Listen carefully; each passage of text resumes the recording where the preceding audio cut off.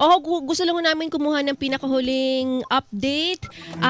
Kamusta po ang status at ang ating rescue and search and rescue operations sa ngayon po?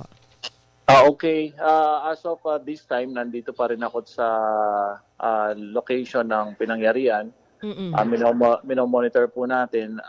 Medyo hinihintay pa yung mga special heavy equipments Na po. na natutulong sa atin. So, mano-mano lang ang paggawa ngayon at ang pag-search and rescue. Oo. Pero may mga special sniffing dog na dumating na.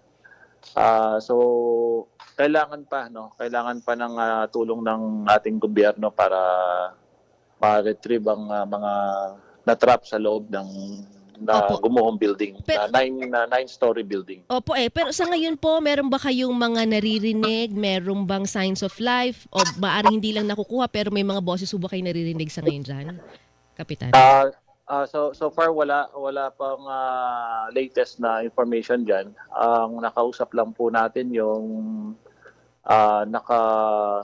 nakaligtas, no? Gumapang lang siya sa naguhong building at nakausap natin yung kaninang umaga. Opo. Na ini-estimate niya nasa 20 na katao pa ang natrap sa loob ng gumuhong building. As in ground zero po ang gumuhong 9th floor na under construction na hotel building. Opo. So sa ngayon po, ang sitwasyon po dyan, mano-mano pa lang, wala pa tayong mga equipment. Pero ano hong oras ang tansya natin na dating ng equipment para mas mapabilis ang ating operasyon, Kapitan? Okay, coordinated na ang LGU sa mga ibang ahensya ng government. In a few minutes siguro nandito na kasi kaninang less than an hour, kumokontak na ang ating butihing Mayor John Lasatin sa mga nearby agencies para tumulong sa pag-retrieve ng mga suspected na natrap sa loob ng gumuhong building. Opo, meron ba kayong maaari ibigay na impormasyon, maaari sa mga kaanak ng hinalang nandyan po sa building na yan? Paano po sila makikipag-coordinate? Kanino po? Okay, nagtayo ng isang tent booth ang Angeles City Disaster,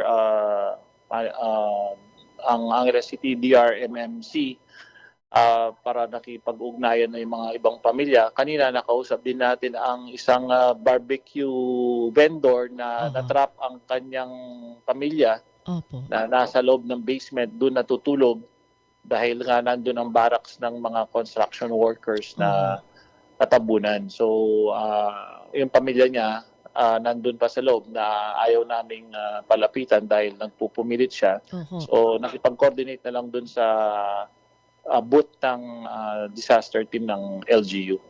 Pero sa ngayon, parang yung mga sinasabi natin, tansya natin 30 hanggang 40 pero may nakausap kayo na baka 20. Hindi pa natin alam no? Pero meron bang lumalapit sa inyo na maaaring dagdag sa datos na to? May hinahanap na miyembro ng pamilya na maaaring nandyan din na Kapitan? Ang totoo niyan po, yun lang nagtitinda ng barbecue at saka yung mga bystanders na trap. Kakaunti lang po yun. Most of them, mga construction workers na nagpalit ng management yata or mga employees na galing pa ng Metro Manila. Ang sabi nila galing daw ng Caloocan. Kasi po itong area na to, 24 hours ang operation dahil malapit siya sa Red District ng Angeles, walking distance lang. So, nung nagkakaroon pa nga ng kasiyahan daw kagabi, pagkatapos ng malakas na ulan, na hangin, at may kasamang yelo pa ang na-experience namin dito sa Angeles City.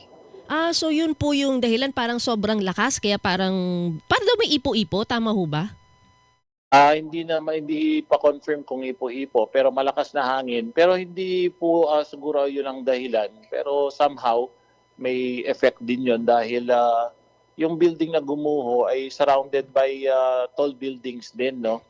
Na may mga construction din na nangyayari at mga finish na matataas na building. So, hindi naman ganun ang observation ko na naka-apekto dun sa malakas na hangin na naranasan namin kagabi. Alright. Sige po, Kapitan, kami po'y patuloy na makikipag-ugnayan kapag meron na pong update. Andito lang po ang aming himpilan para po ibigay ang inyong mga anumang impormasyon. Ingat po kayo. Okay, salamat po, Ma'am Lala. Barangay Captain Joseph Ponce ng Barangay Balibago, Angeles City, Pampanga.